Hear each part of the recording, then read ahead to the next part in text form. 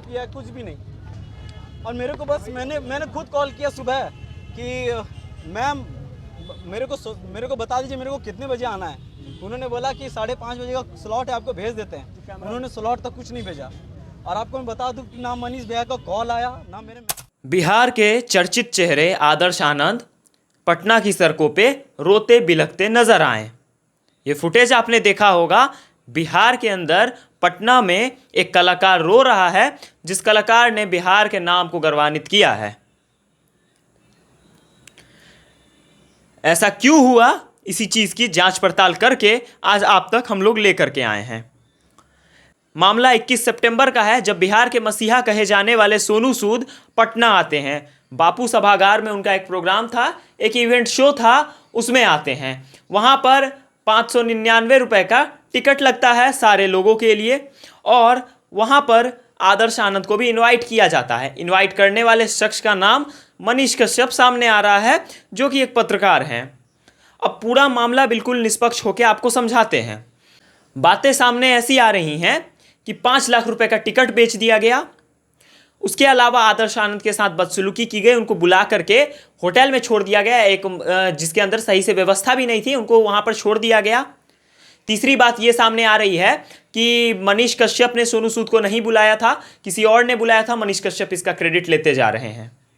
और भी कई तरह की बातें सामने आ रही कि बाकी लोग अंदर नहीं जा पाए जो टिकट अफोर्ड नहीं कर सकते थे। अब बताते हैं असली बात। सारी चीजें निष्पक्ष होके हम लोग सामने रख रहे हैं। सबसे पहले आते हैं आदर्श आनंद पे। आदर्श आनंद के साथ जो भी हुआ है वो वाकई में बहुत गलत हुआ है। आदर्श आनंद का कहना है, मैं यहां पर सोनू सूद से मिलने नहीं आया था। वो अच्छे कलाकार हैं, एक अच्छे इंसान हैं, लेकिन मैं अपना कलाकार होने का फर्ज यहां पर निभाने आया था। मुझे लगा कि उतनी आबादी के सामने मैं परफॉर्म करूंगा, मैं बिहार का नाम ऊंचे स्तर तक लेके जाऊंगा, और बस इसी के लिए मैं पटना आया था। मनीष कश्यप ने उन्हें कॉल करके इनवाइट किया था और उनके साथ ये गलत हुआ है। ये चीज़ एक तरफ रख देते हैं।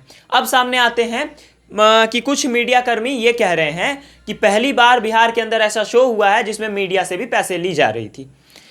तो इस बात का जवाब ये है कि वो इवेंट शो ना मनीष कश्यप ने ऑर्गेनाइज करवाया था, ना किसी और ने। एक इवेंट ऑर्गेनाइजर ने और कुछ स्पॉन्सर उन्हें मिले तो उनके द्वारा ऑर्गेनाइज किया गया था। ये उनकी मर्जी है कि वो जितने का भी टिकट रखें या ना रखें।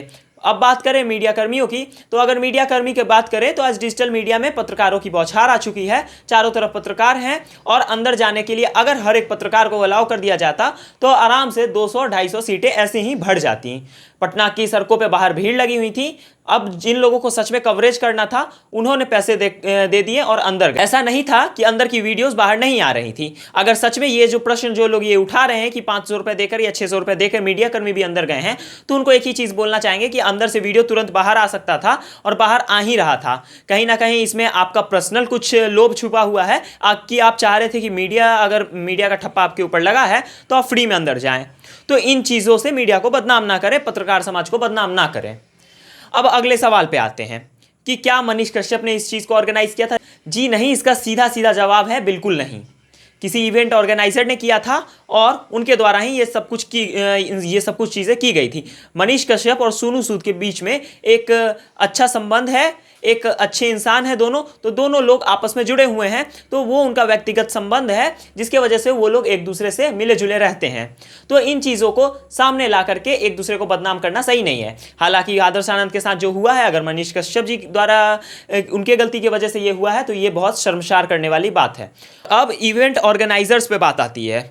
बिहार के अंदर अगर कुछ भी एक शादी भी होती है तो उसके अंदर गड़बड़ जरूर होती है, और ये इवेंट ऑर्गेनाइजर शायद उसी कैटेगरी के थे कि ये बस शादी तक ही अरेंज कर सकते थे और वो भी गड़बड़ करते थे।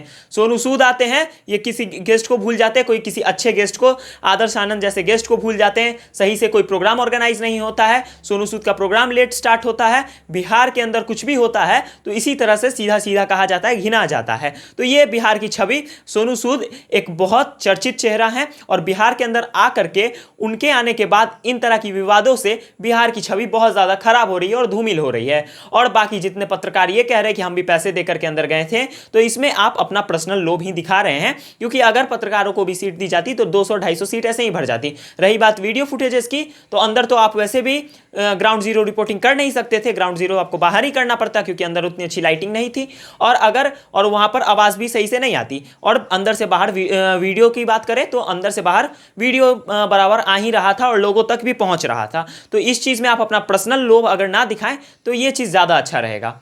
बाकी आप इस क्लिप को देखिए और आदर्श आनंद किस तरह से पटना की सड़कों पर रोते बिलखते नजर आए, पहले उसको देखिए। और किसी कलाकार के साथ नहीं होना चाहिए था, होने भी नहीं देंगे और बिहार में। बिल्कुल नहीं। और मेरा कहने का मतलब भैया ये है कि आपको अगर हम भैया मानते हैं तो आपका फर्ज क्या बनता है कि छोटा भाई आया है, सामने से आप कॉल किए तो आप ही को ना पूछेंगे भाई। आप उन्हीं के भरोसे आए थे। हम तो आपके भरोसे आए हैं। कलाकार है और बिहार के ही हैं। अगर आप बाहर जाते, अगर आपके साथ ऐसा होता तो अच्छा लगता, लेकिन बिहार में आकर एक कलाकार को, एक बिहारी जो सन ऑफ बिहार अपने आप को कहता है और ऐसा तो है, लेकिन लोग कहते हैं कंपटीशन में चमकना चाहते हैं। सन ऑफ बिहार उनको टाइटल कौन दिया, ये तो कोई नहीं जानता। क्या सन ऑफ बिहार आप नहीं है क्या? सन ऑफ बिहार में किसी का ठप्पा है क्या? भैया आपको क्या वो चाहते हैं कि बिहार में लोग सिर्फ उन्हें ही जाने? वो बोलते हैं सब जगह जाके कि बिहार पीछे है, तो बिहार को तो सबसे पहले पीछे आप ही करते हो कहा ना कि अब किसी का मदद नहीं करेंगे जाओ, तो क्या आप किसी कलाकार को भी नहीं बुलाएंगे, किसी को प्रोड्यूस नहीं करेंगे, किसी का प्रमोशन नहीं करेंगे?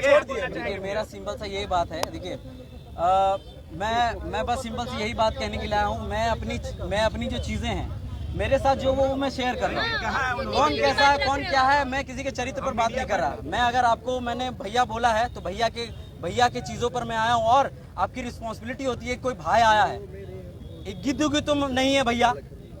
हम जो कर रहे हैं, जिस तरीके से कर रहे हैं, मेरा इतिहास लोगों को पता है कि हम कहाँ से उठ के कैसे क्या कर रहे हैं। लेकिन एक रिस्पॉन्स होता है ना, आपका रिस्पॉन्स आता है। और क्या दिक्कत है, पूरा सूत उठ के प्रोग्राम वगैरह खत्म हो गया, ओकरे बाद जो है अगला दिन आप हमको 8 बजे कॉल करते हैं और बोलते हैं आओ मिला देते हैं। मतलब क्या, ओ हम गांव का उछड़वा है? हाँ भैया सुधा रहा, पैंट पहने, लुंगी पहने निकल गए न, उतना नहीं चलता। गोविंदा जी ने कहा था ना, गोविंदा जी ने कहा। तो देखा आपने एक कलाकार कैसे अपना दर्द व्यक्त कर रहा था। इसके पीछे जो लोग भी हैं उनसे गुजारिश है कृपया कर एक बार आदर्श आनंद से बात करें और बात करके समझौता करें। और वो जो भी चाहते हैं आदर्श आनंद, क्योंकि एक कलाकार के लिए पैसे मायने नहीं रखता है, कोई किसी बड़े कलाकार से मिलना मायने नहीं रखता है, बल्कि उसके लिए ये मायने रखता है कि पब्लिक उनके लिए तालियां बजा दे, उस ताली का वो कलाकार भूखा होता है। उसी की वजह से आदर्श आनंद की आंखों में आज आंसू हैं। बाकी जितने लोग इस चीज़ पर राजनीति कर रहे हैं तो वो राजनीति ना करें, और जो लोग सच में इसके लिए जिम्मेदार है वो आदर्श आनंद से जल्द माफी मांग ले। इसमें ही बिहार का भला है, क्योंकि ये सोनू सूद के आने के बाद ऐसी घटना अगर सामने आई तो बिहार की छवि बाहर के दूसरे राज्यों में बहुत ज़्यादा धूमिल होगी। देखने के लिए तमाम दर्शकों का बहुत बहुत धन्यवाद। इस मुद्दे पे आपका क्या सोचना है, कमेंट सेक्शन में अपनी राय जरूर दें। धन्यवाद।